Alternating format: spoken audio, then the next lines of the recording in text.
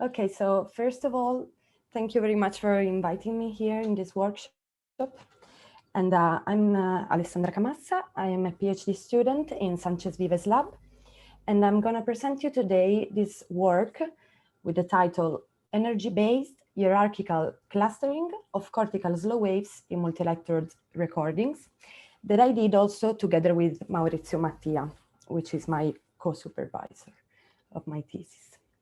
So, sorry, let me give you a bit of introduction. So, the recent development of multi-electrode recording technologies have revealed the existence of traveling patterns of waves of cortical activity in different species and also under different states of awareness.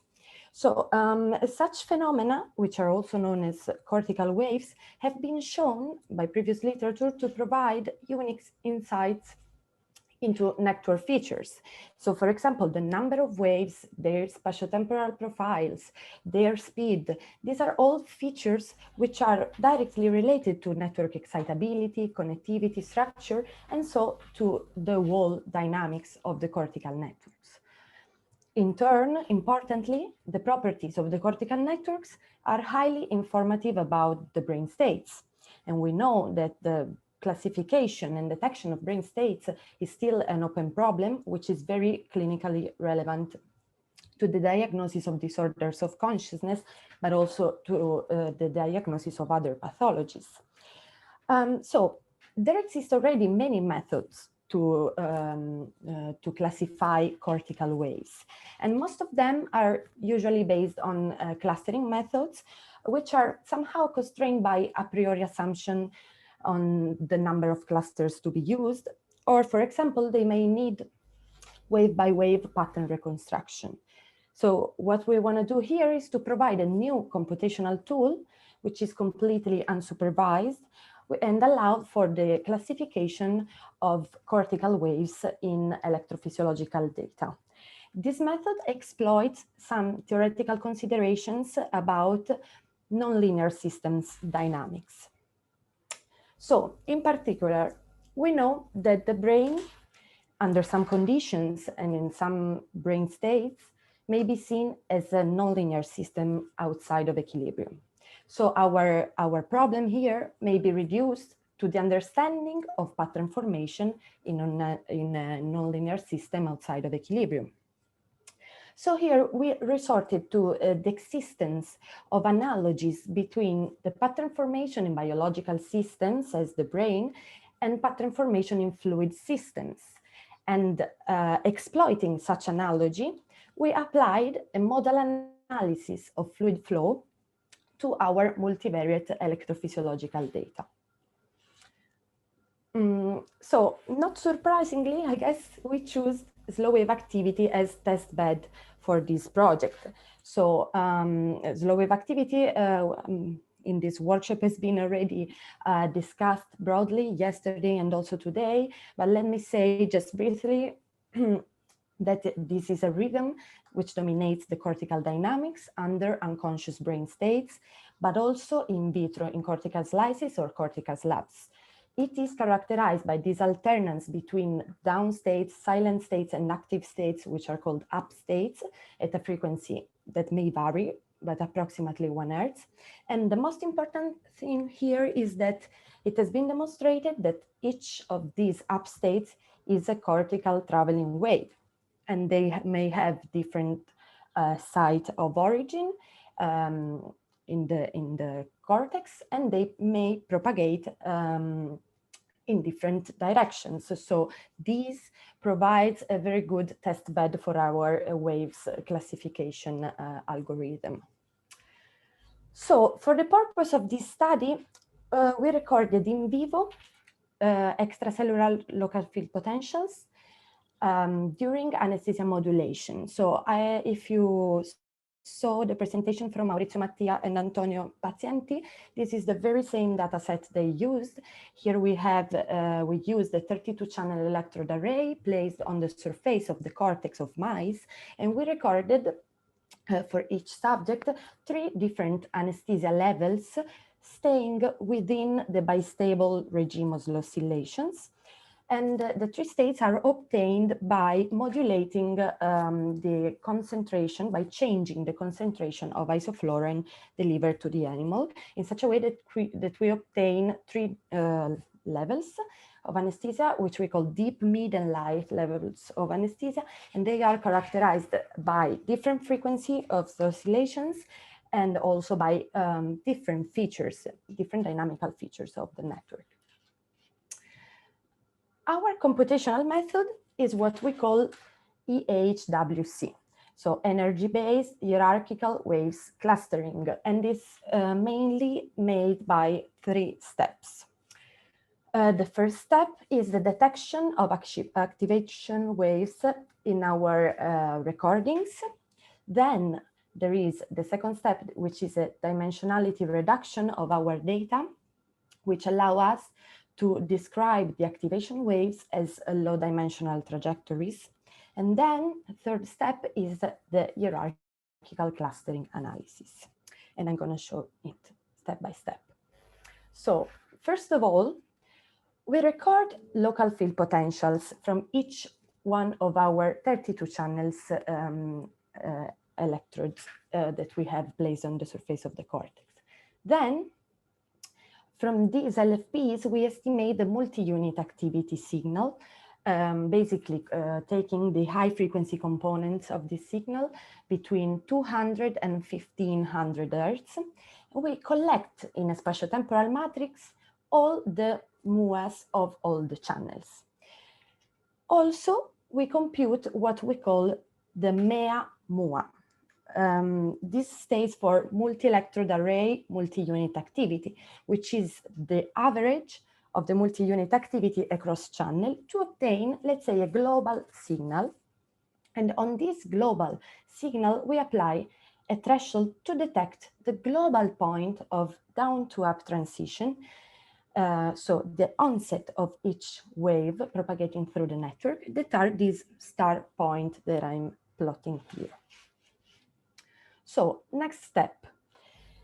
This is the data dimensionality reduction. We applied a factorization algorithm of singular value decomposition to our spatiotemporal matrix collecting the multi-unit activity of all the channels.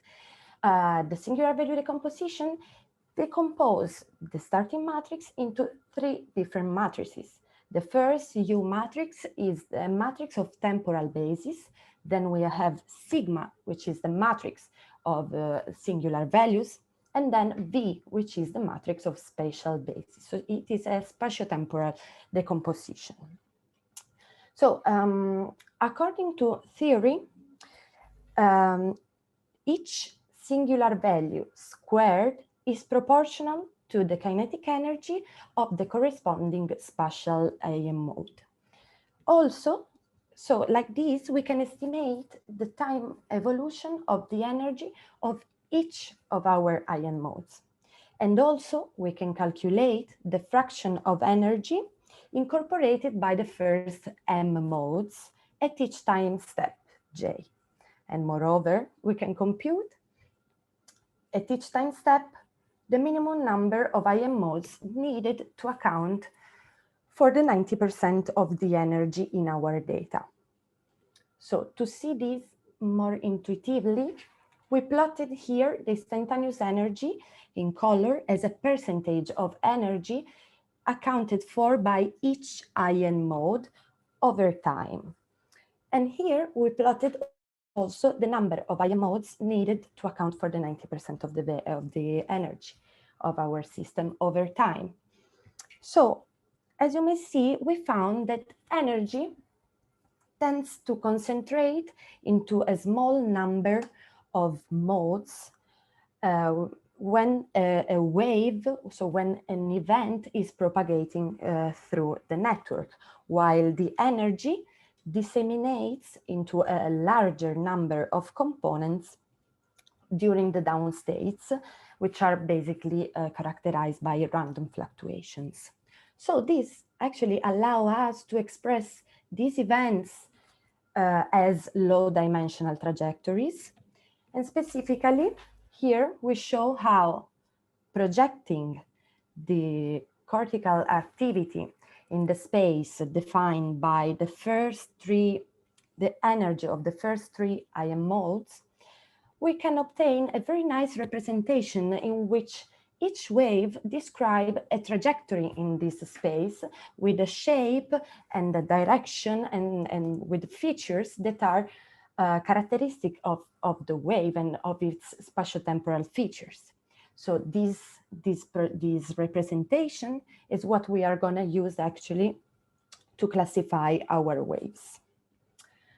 So in particular, we computed a collection of wave trajectories. So to do so, we seated in the start point, so in the point, the onset point of each waves, and we took a window of 0.25 seconds after the down to up transition and projected the activity of this time window as a snapshot of the spatiotemporal pattern associated to each wave. So here I am showing as an example the trajectory from chunks associated to 9 different waves. So already from this representation, you may notice that there are some trajectories that are more similar between each others than others. So here we can, for example, recognize two different modes, two different types of trajectories, these ones and these ones, these other five waves. So exploiting this consideration, we computed distance matrices under each different anesthesia levels. So basically what we did was to compute the pairwise Euclidean distance between waves, determining these squared distance matrices, where the dark pixel represent waves which are very similar between each others, and the light yellow pixels are waves with maximum distance, so very different waves. So on these matrices, we applied our hierarchical clustering analysis, which means basically we computed dendrograms from these distance matrices using the word variance minimization algorithm, and we applied a weighted cutoff distance in all of them to obtain a finite number of clusters under each condition. So as you may see, and coherently with what presented already by Maurizio Mattia and Antonio Pazienti before, here we find that in deep anesthesia, we have two clusters. They are very homogeneous. The waves in one clusters are very, very similar between them, while they are very different from the ones in the other cluster. So these two clusters would represent the front to back and back to front patterns of propagation previously shown by Antonio Pazienti.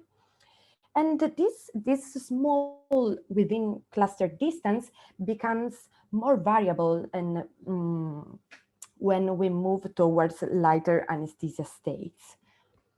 So this result was actually confirmed also at population level, where we found that the number of clusters of cortical motifs elicited by the cortical networks increases while the anesthesia fades out. So also, as an estimation of the dynamical richness of each state, we computed the entropy of the distribution of distances of our waves. So basically accounting for the entropy of the variability of these waves.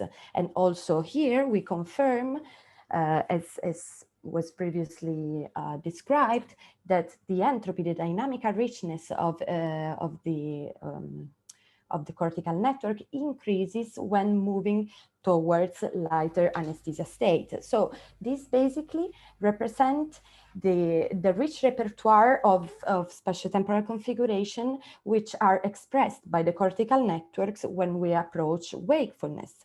So these results again, are coherent with the idea that when the fade out of anesthesia translates into a complex reorganization, reconfiguration of the cortical networks, leading to a richer and more diverse patterns propagation under light anesthesia states, which is approaching wakefulness. So this is, let's say, a small representation of what happens in the transition from deeply unconscious brain states towards wakefulness.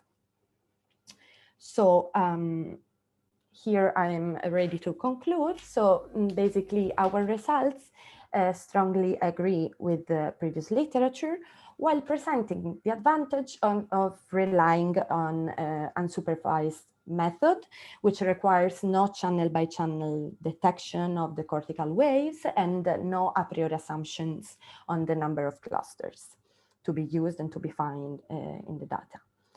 Then also EHWC is suitable to the analysis of simulated cortical data. We actually tried it. I didn't show it in this presentation, but we tried it on a multimodular network of spiking neurons by Andrea Galluzzi, and it works pretty fine.